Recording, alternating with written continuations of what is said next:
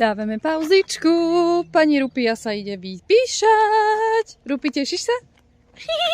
Rupi, od 1 do 10, ako miluješ cestu autom? Podľa mňa -10, že? Ale nie je to až také zlé. Nemajú rada, ale tak čo, žije. Nejak to už dá. Spí sa tam dobre, tak musí prežiť aj premiestňovanie. Že, Rupka? Idem vám ukázať z tejto pobrežnej, krásnej cesty chorvátskeho charakteru, že čo nás tu postretne, čo nás tu neminie. Ako si môžete všimnúť, rastie tu rastlinka, vlčí mak. Prosím, nepotierajte si oči, neviem, čo sa vám môže stať, môžete oslepnúť. Možno sú to fámy, možno nie, vyskúšajte, uvidíte. Pozrite, aká krásna zátočka dole, túto pár člnov parkuje. Veľmi pekné, akože tá voda je krásna, brutálne nádherná, ako to tu krásne sa tyrkysovatie a rôzne modré farby sa striedajú. Tým, že sú tu tie kamienky, tak je to fakt pekné. A tu sme zastali iba na takom odpočívadielku, že nech sa vypíša táto Rupiša. A vidíte tuto vzadu, pekne vidno ostrov Krk, kde sme boli.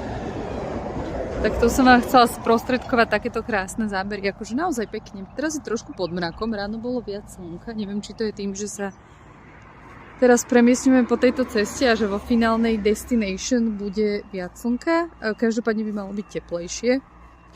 Ani by zatiaľ nemalo pršať, neviem až ktorý deň bola predpoveď na pršanie. Tak uvidíme, že čo z toho naozaj bude. No a ostrov Krk je teda veľmi hornatý.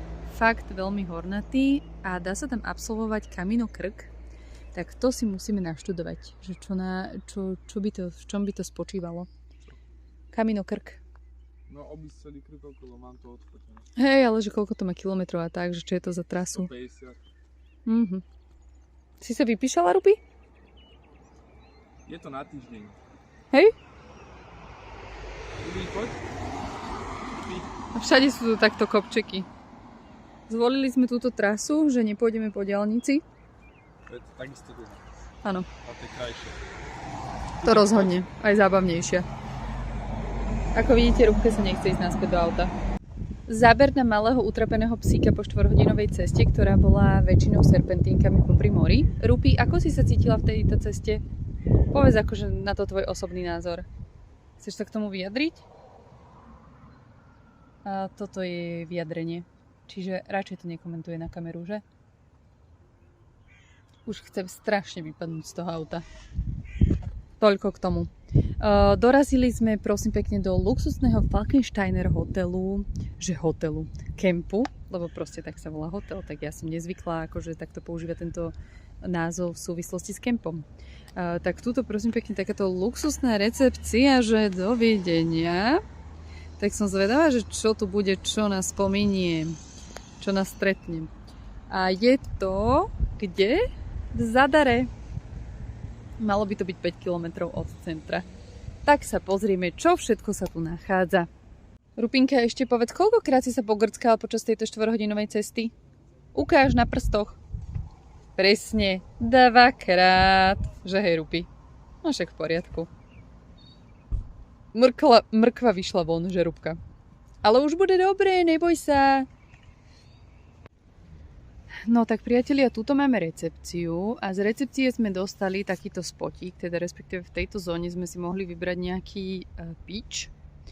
Vidíte, že tu už sú pár aut poodstavované. Nemáme v tejto prvej uličke, ale v tej druhej uličke my sme. To vám potom ešte detailne ukážem, že ako to tam presne vyzerá. Rúbke sa tuto páči, tá trávička, určite to bude ochcané a okadené, ale však v porádku. No a je to asi taká zóna, že taká menej lukratívna, pretože už všetky ostatné miesta boli rezervované a nič iné nebolo voľné. Čiže tu sme si mohli vybrať miestečko, ale v podstate nám to je akože docela jedno, čiže to je v pohode. Jediná nevýhoda toho je, že teda oproti tomu miestu, čo sme mali v predchádzajúcom kempe, že to tu je hneď pri ceste, vlastne aj z jednej aj z druhej strany je cesta, takže určite rušnejšie. A druhá nevýhoda je tá, že to nemá žiadne hranice. Ten pitch, čo nám doteraz nevadilo, ale teraz keďže je Rupina a ona si rada obľúbuje chodiť ku všetkým susedom, tak trošičku je to horšie. Ale tak, poď Rupi, poď.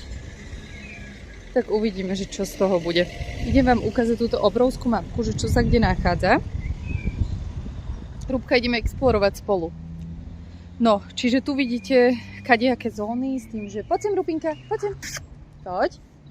Dobre, super, šikovná, sadni, super. Musíme dať Rúbke granulu, nech teda poslúcha.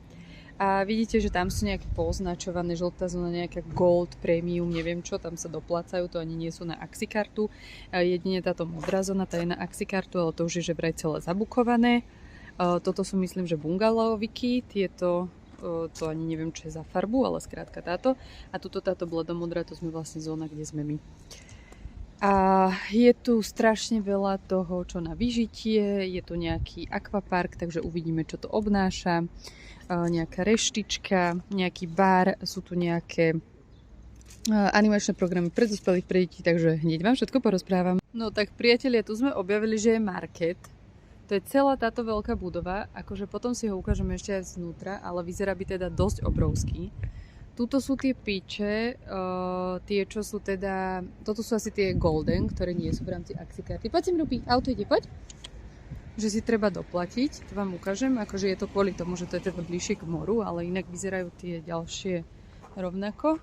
Vidíte, takto to vyzerá, tuto hneď vyhľadiť na more, čiže toto sa doplácajú, ale potom tam bližšie k nám vyzerajú tie piče podľa mňa úplne rovnako ako tieto tu, akurát teda sú v rámci tej Axikarty, len teda boli obsadené.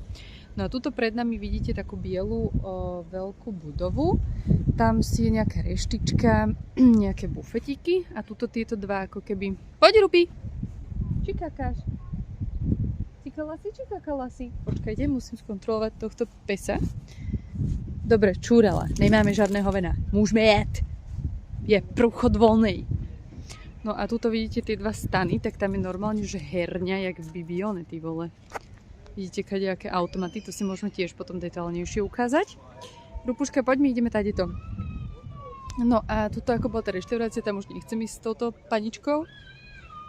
Ale teda tam sa dá najesť a tuto je takto wellnessko, to vám ešte ukážem, tieto bazéniky s tobogánikmi, čo sú tu. Teda tak jeden bazén asi. Hej, čiže to vyzerá takto. Tu je takýto bazenisko s tobogánom, hneď moríčko. No a tuto v rámci tejto bielej budovy vzadu je ešte fitko, čo som tam videla a ešte neviem, či tam nie je nejaké aqua spa vnútorné, takže to tiež si v rámci objavovania ukážeme. A teda tu máme hneď moríčko, pláž, ale neviem ešte ako sa na ňu dostať, pretože sú tam také dvery, ktoré nikto otvoriť, že možno, že ja som schopná, neviem ich otvoriť. Ešte nie, ale že na ceste späť sa stavíme.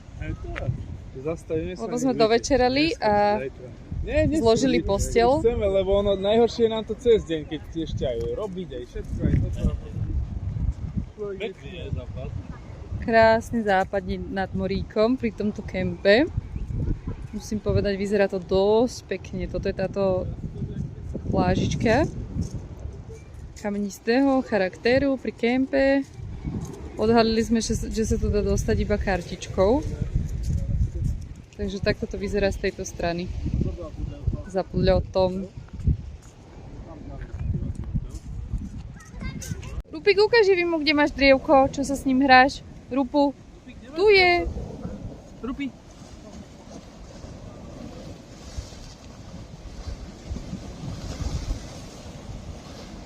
Tak to je hrarovka. To je hrarovka, že Rupuš. Jaké vlniska za tebou boli. Toto je asi nový Rúbkin park. Dostali sme sa do Bibionského raja, musím vám ukázať. Je tu basketbal a je to hrozné. To znamená jedno jediné, že Ivy sa dostal do tranzu. Normálne, ja s teba odpadnem. No sú tu takéto super sexy automaty, napríklad môžete si vytiahnuť tohto nádherného pelikána. Úplne akože sen by to bol, že by sme ho trepali v aute. A tuto tieto airhockey a kadejakého charakteru zvláštnosti, autička, lietadielka, blbosti, boxeristické, biliardík. Rúbka si v Bibione raji? Zober psa. No dobre, Ivy už ide drčiť, toto basketbal, takže takto to vyzerá, ale prosím pekne, ešte aj bowling tu je. Toto som napríklad ešte nevidela, že bowling takýto.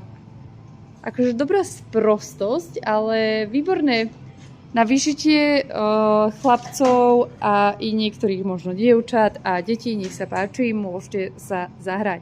a tu sa chystá nejaký stage, asi tu bude kultúrny program, ale neviem aký, keď mňa nepozvali spievať, tak ja nerozumiem, že kto tu bude, ale nevadí. No a ukážem vám... Tak ja neviem, jak sa cítiš. Dobre, ukážem vám ešte takto v takom polo šere, ako to tu vyzerá. Tuto je barík hneď, vedľa reštika. A tuto marketík, vidno cez okno, ako sa svieti. A Ivy si tu drti svoje. Poď tento chlapec, úplný street baskeťák. Ej, ty by si hral lepšie. Ej, ty by si snaž sa, chalanko, snaž sa. Tak snaž sa.